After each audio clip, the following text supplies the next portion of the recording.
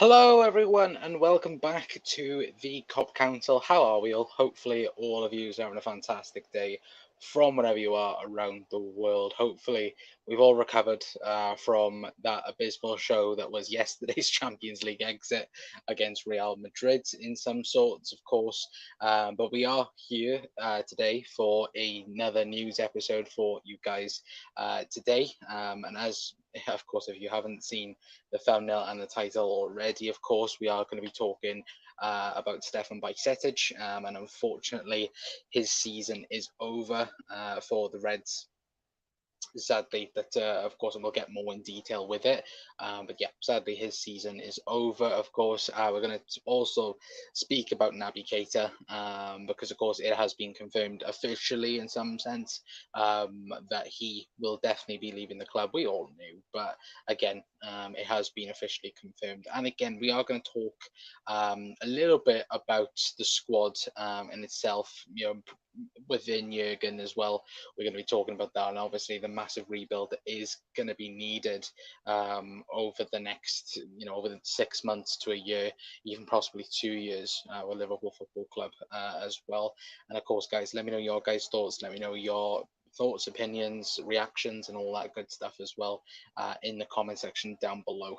Anyway, because of course we're going to be speaking about that, and of course we're also going to be speaking about Virgil van Dijk as well, and the comments he's made in the Athletic as well. So if you guys are new around here as well, please hit that like button, please hit that subscribe button, and as well, please hit that share button as well. It's very much appreciated as always. Share us out, YouTube, Twitter, Instagram, Facebook, all of that lovely stuff, if possible as well. Anyway, but hi to Brian as well, saying hi Connor. Hello, Brian. Hope you're having a fantastic day, my friend. Let me just quickly check something, guys, because has that happened? No, it hasn't as well. But yeah, hopefully you're having a fantastic day as well, Brian.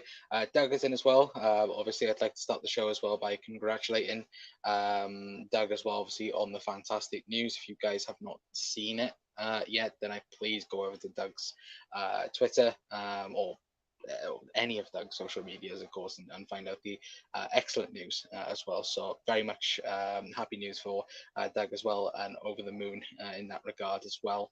But yeah, congratulations, I should say, as well, Doug. But yeah, I can't get my words out tonight. But and as well, that Bicep news just sums up our season. Yeah, I can't really argue with that, Bri, at all. It has properly just put the nail in what has been an awful season for the Reds as well.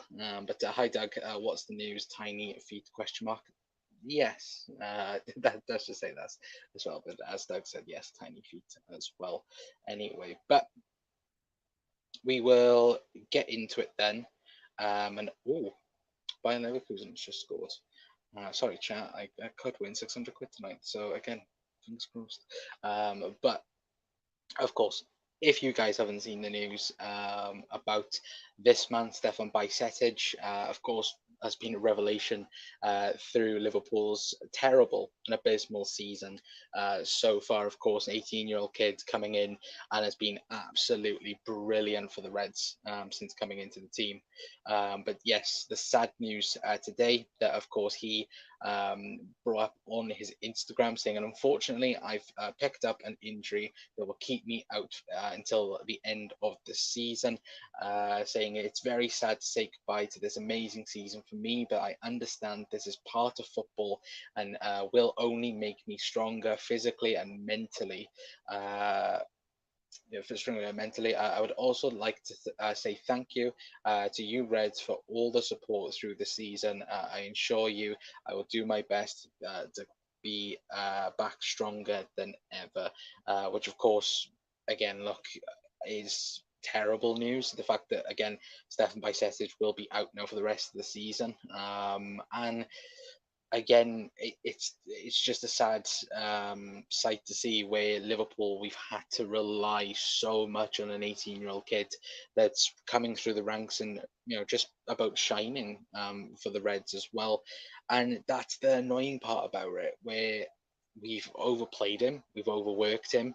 Of course, he was playing, at the start of this season, in and out of the first team, practically, just on the edge of the first team, I would say. Of course, currently in the under 21 system, and again, when he was called upon, he's been absolutely brilliant. And hopefully, this doesn't damage his development, and hopefully, like he said, hopefully he can come back better and stronger. But there is a very, very good player in there with Stefan Bajcetic. And I think, of course, obviously Jurgen Klopp has said that he's in Liverpool's long-term future and current future, I would say as well. But obviously, it's a big, big shame. And yet again, a position that we really, really need to be strengthened in, of course, the midfield. But it's in terms of as well this current run that we're going to have coming up after the international break. It's a very, very tough ask now for Liverpool to get top four in that regard without Stefan Bajcetic, and that's bad for me to say with us again having to rely on an 18-year-old kid. But again, that's just been Liverpool this season. We've been relying on Harvey Elliott. Again, Harvey Elliott playing every single game or being involved in every single game this season. At the start of the year, we were relying on Fabio Carvalho to come in, and of course he's distanced himself from the team selection as of late. Again, I know a lot of people are frustrated by that, but when you look at it as well, for Stefan Bajcetic to get himself ahead of the likes of Curtis Jones, Fabio Carvalho, for example, Naby Keita, that we're going to talk about a bit later on as well, it goes to show how bad it's been for those types of players. But again, he's managed to come in, prove himself, being amazing. Probably apart from Thiago this season, being our best midfielder. And even then, I know people will have a debate who's been better, Thiago or Bajcetic. Probably even Bajcetic, I would say, in that regard as well. But you know, um, of course, people will debate and argue over that anyway as well. But again, sad news, the fact that Bajcetic will be out now for the rest of the season, guys, as well. So let me know your guys' thoughts in the comments down below. Jungle Sinting, who knows how far Bajcetic will be down the pecking order when he returns. If we bring in three midfielders, he might be looking at a loan to keep up his development. I don't think so, Jungle. I think he will be in or around the first team. Um, I would say anyway, but again, I could be completely wrong. And again, we don't know how long or how bad this injury is. Um, of course, we know it's a growing injury or a growing pain injury, which again, you have to be so careful with these types of injuries. But yeah, once again, though, it just goes to show that like how bad we've had to rely on him, and it's sad to see as well.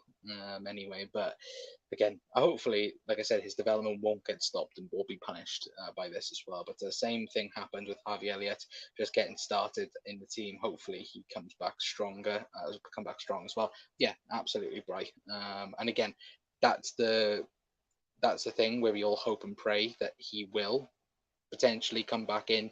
And I think that's a conversation for the chat as well. Is what is Stefan Bajcetic's best position? Because again, he can be very versatile. Can play in that six, can play in the eight on the left hand side of an eight, and can also play centre half as well. So, and I think he's even played right back at times as well in the under 18 system. So again, there's plenty of options there with Stefan Bajcetic, but it's that fact again, as rightfully as Jungle said, if Liverpool do end up signing 3 or 4 midfielders in the summer, where does that then put him in the pecking order? I do think though that Jurgen does have him in his bubble, then in his idea for the rebuild in terms of that. But again, you never know. I think we were kind of fortunate and lucky enough with Harvey Elliott in terms of, again, had the leg break, but once again, we knew the talent that was there. It's just that factor of we don't want to rush him back or rush his development up. I would say anyway. But yeah, let me know your guys' thoughts as well. Can we sell off some of FSG stuff and throw 150 million at Napoli for Kvaratskhelia? What a player! Yeah, absolute baller, isn't he?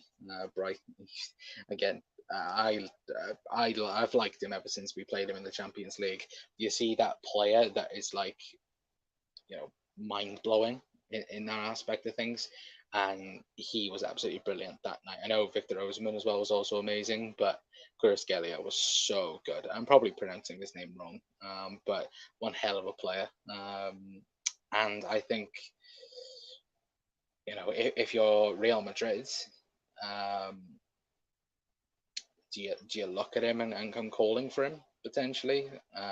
Do you even swap wings potentially, see if he can play on the right? Imagine that front three of Vinny Jr., Benzema, and Kvaratskhelia.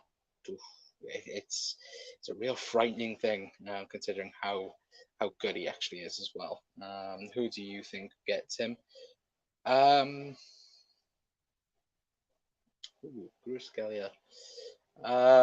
Wouldn't surprise me if Chelsea come in for a random bid. Wouldn't be surprised if that happened. I think either City or Real Madrid. I think he stays at Napoli though for another season after this season. He won't go straight away, I don't think. Um, I think Napoli will want to keep the core members of this season's team, maybe for next year, unless they want to sell, of course, Osimhen. But I don't think they'll sell both in the summer, in my opinion, anyway. But yeah, guys, let me know your thoughts as well on Stefan Bajcetic as well.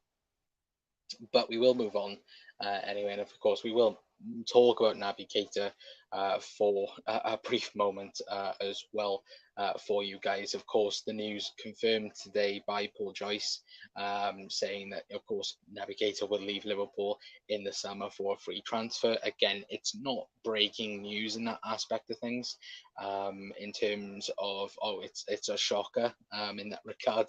But again, I think, to be fair, when we look at it, it's obviously, it hasn't really been confirmed by a proper Liverpool source. And again, Paul Joyce is one of Liverpool's most reliable people to think of, to talk about it as well. So again, though, when you even look at it by since, of course, Naby Keita signed as well.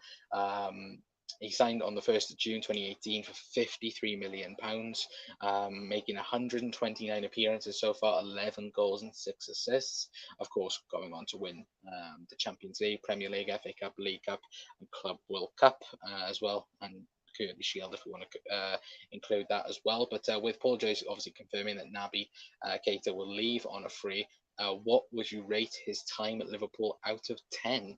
I'd be very interested to see your guys' thoughts on this as well. And this is why I got it, because I want to know if anyone is watching as well, your guys' thoughts and your reactions to that. I think there'll be plenty of people going very low numbers, and rightfully so, to be fair, because again, we were sold a dream, I think, with Naby Keita. Look, I love Naby Keita.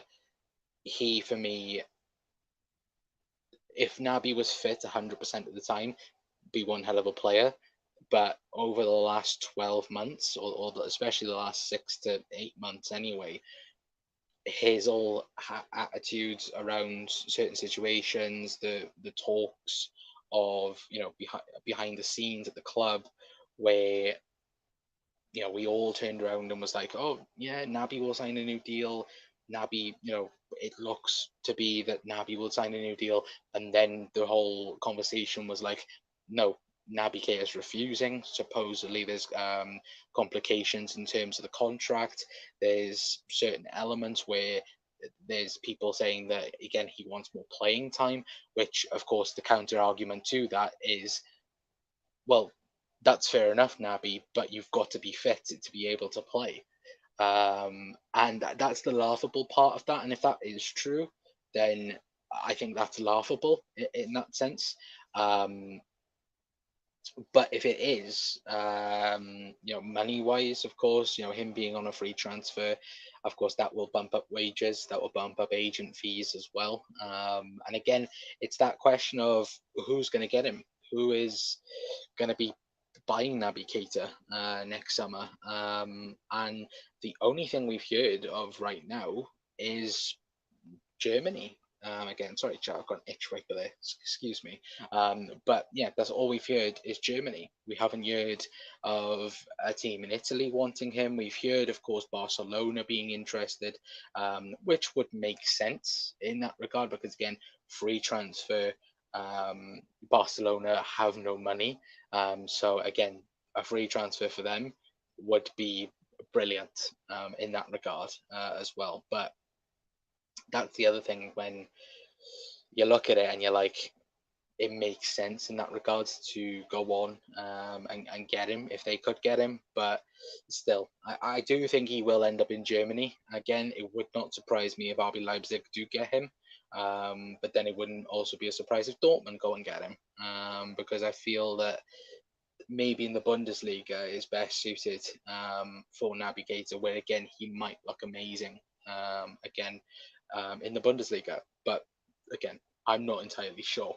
But let me know your guys' thoughts as well, where you do think Naby Keita will end up. Because I think it's an interesting debate. I know some people might think Barcelona, some people might think Dortmund, some people might even think somewhere else, maybe even a Premier League move potentially. Because unlike Bobby Firmino, when we know Bobby is going to move abroad in that regard, it would not surprise me if Naby stayed in the Premier League, if I am being honest with you guys anyway. But again, let me know your guys' thoughts as well in the chat. Yeah, let's sell Osimhen first as well. Yeah, I think Osimhen's going to be going to United, if I'm being honest. I think Ten Hag, especially because they didn't get Darwin Nunes. I think again, there's rumours of Chelsea and United potentially fighting out for him. Osimhen apparently has said that he would love a Premier League move someday in that regard. But I don't know. I think there's other teams out there that desperately need a striker, and it's hard to get a world class striker. Um, but yeah, I think potentially Man United, if they don't get Harry Kane anyway, because I think the only option for bloody hell, Sporting, go away. The only, the only player that can get in that way that deal is probably Harry Kane. For Osimhen going to United anyway. But Brian saying, thanks for the memories, Naby as well. Jungle saying he's absolutely robbed our club of 60 million. He should be booed at Anfield, absolutely leech as well. But yeah, it's not been the best, has it? Jungle, to be fair. How the hell did he play 129 times off the bench for 2 minutes? 3 out of 10 as well. He's a rat. He refused to play. Yeah, he did. That's why I've gone off him. Like, look, you guys know I love Naby Keita. I did love Naby Keita. Obviously, if those rumors and suggestions are true, that again he complained about playing time, and then the whole attitude situation happened, then what do you want in that regard? So yeah, it's very very frustrating in that end anyway. But absolutely lie about robbed us of 16 million as well. Nell's in as well. Hello Nell, saying big ups as well. Hopefully you're on a fantastic day as well, mate. Italia all being worse. Shampolic season corner. Get rid of Naby. I agree with you, but there Gary as well. Good seeing you as well.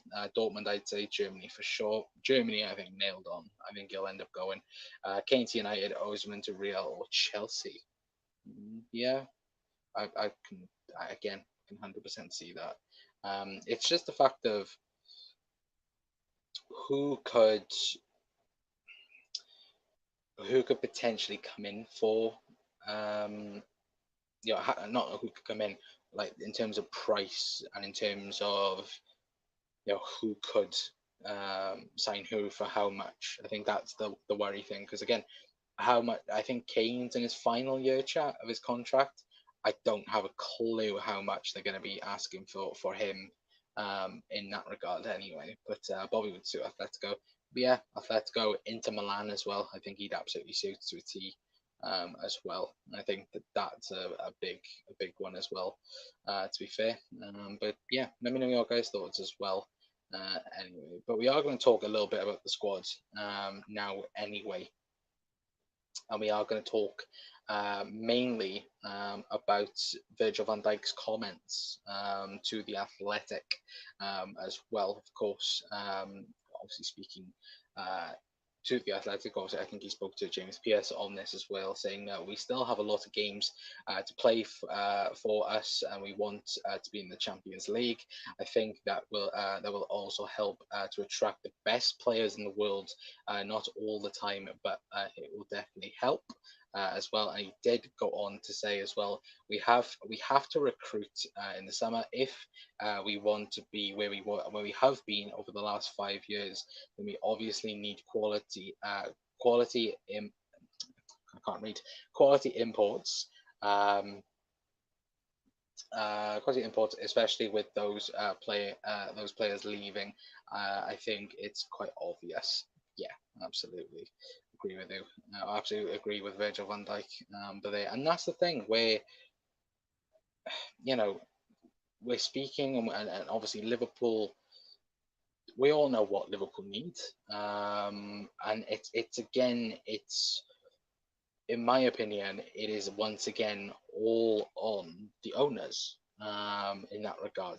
Now, I know people will go, oh, well, it's a mixture of things, and absolutely there is. There's a mixture of, at the moment, there's a mixture of clubs' tactics, it's a mixture of the ownership, there's a mixture of the players not performing as well. But when we talk about recruitment, I think Virgil van Dijk has been quite open in terms of talking about the squad and what it needs. And look, he hasn't been perfect this season. He hasn't been perfect for a while. But he's right in what he's saying in terms of A, we need Champions League. I think he also goes on to speak in that he does go on to speak about, look, it's time for Liverpool to do their jobs and perform. And that's what we've been saying all season long. But there's been no evidence to suggest there's going to be a step up. And that's what we've been waiting for all season. And I think we're all hoping for it now after the international break, where Liverpool wake up and go on win 8 out of the last 10 games or something like that again. It has to be, we have to do better now. The results against that Bournemouth game could cost Liverpool massively. If Liverpool win that game, we're in a good position in terms of the league. Again, that loss and getting knocked out of the Champions League has completely, I think, derailed confidence yet again within the squad. And again, it's like as Virgil's mentioned in terms of attracting the best players. Of course, obviously the rumours today that Jude Bellingham, Liverpool supposedly been given clearance to speak to Jude Bellingham, because of course we'll know after the international break, like I've mentioned in previous videos, that we'll know who he's going to pick. But it's not only him. You look at there's been talk and conversation around Mason Mount today in terms of his contract. We know Chelsea will sell him if they can't get a new deal done by the time I think the summer comes around. So I think plenty of people will have that option of, oh, well, if Jude Bellingham is out of Liverpool's price range, or if Jude Bellingham is going to go to Real Madrid, then Liverpool will go and get Mason Mount. And that's fair enough if he does choose Real Madrid and he goes on. But the fact that, again, who would you pick in that regard? Both of them. Because both of them are needed. It's not, again, that's not me being greedy in that particular aspect of things, but it's not good when you've got, when you've got the two of them practically, they and available. And of course, there's other players that Liverpool want as well. We know that Liverpool want Matthias Nunes. We know that Liverpool are looking at a various amount of players. But it's that big option again. How much is there for Liverpool to use without selling anyone? That's the big thing for me. Is in this so-called rebuild that Liverpool are going to have in the summer, how much is there? Are we saying there's 100 million, 150 million there, and then we have to sell to be able to spend? Like, again, that's not good. If you want an immediate rebuild, it's not good. Sure, it's good if you're going to rebuild over 2-3 year period, but that's not the case for Liverpool. By the wording by Jurgen Klopp, the players, Liverpool want a bounce back next season, and to do that, you're gonna need to spend. And again, I don't want people to awfully look at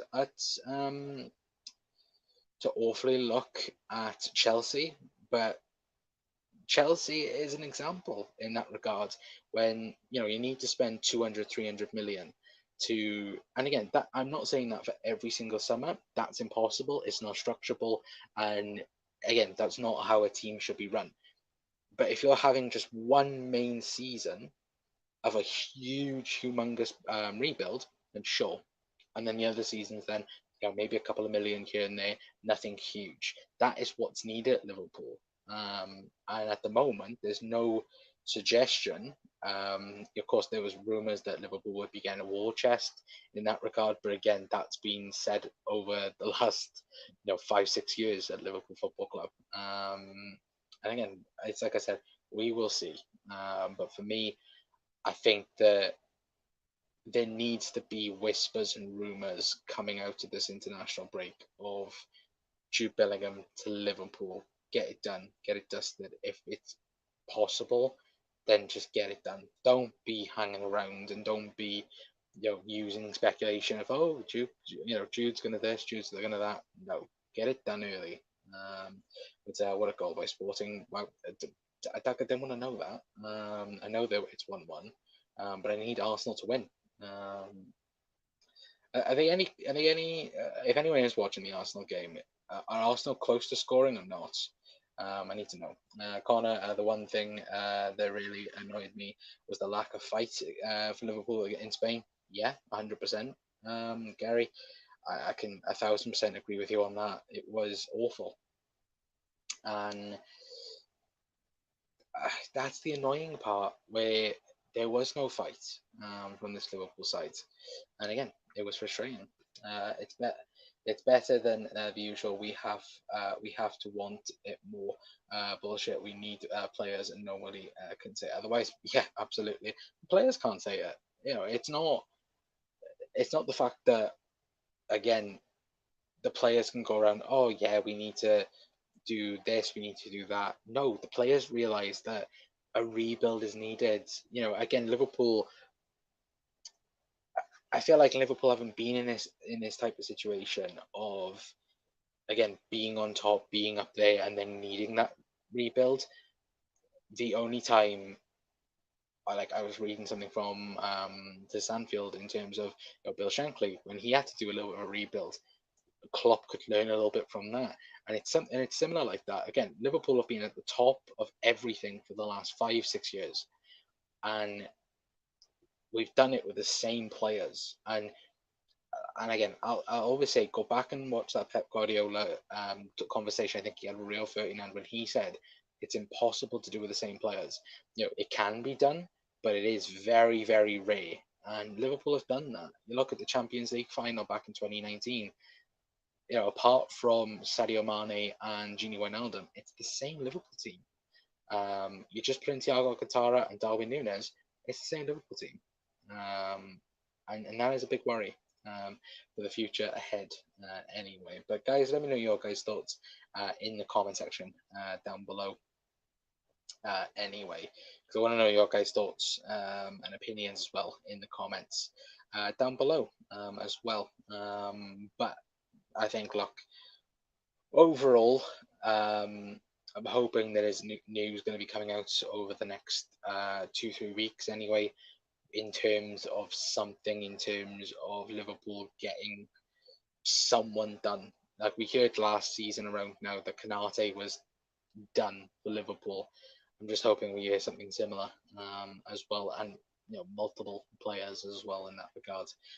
Anyway, but I'm gonna leave it there for tonight anyway, guys. As well, it was only a short news episode for you guys. I wasn't gonna go live. I'm gonna be honest, but again, I wanted to go live. Bring, of course, Stefan Bajcetic news injury for you guys, and a few bits and bobs as well. Anyway, but hopefully you guys have a fantastic rest of your day. Hopefully, of course, some good news will happen anyway. But of course, there's no football this weekend for the Reds. Of course, we'll probably do a few videos over the next week or so. But again, unless there's anything breaking, which hopefully there will be in terms of good news for Liverpool, of course, we'll be live straight away in that regard anyway. But until next time, guys, that is going to be it from me. I've been Connor from the Cop Council. I will see you all soon, I would say anyway. But yeah, until then, if you're new around here as well, please hit that like button. Please hit that subscribe button.